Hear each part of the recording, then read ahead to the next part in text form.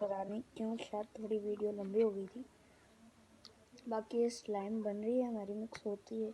मतलब सही में यार, अचानक से एक्टिवेटर डालते ही क्या हो गया, अचानक से इसके डालते ही ये मोटी मोटी होने लग गई।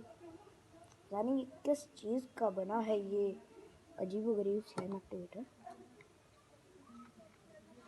बाकी हम इसको अच्छे से मिक्स करते जाते हैं। क्या करना है, मिक्स करना है ना। For better branding few drops of activator हमें हाथ पर भी डालनी है बाद में, जब ये बन जाए तो। अभी तो इसको अच्छे से मिक्स करना है।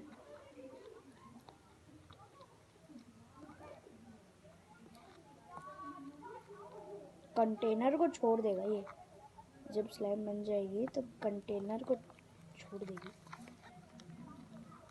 मैं ना इसको 2 घंटे भी घुमा लूँ और स्लाइम ज़रूर बनाऊंगा। अंधेरा हो रहा है।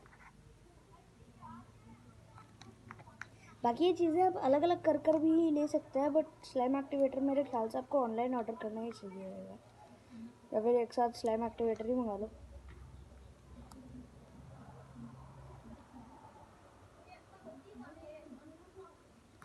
तो स्लाइम बन रही है, स्लाइम बन रही है।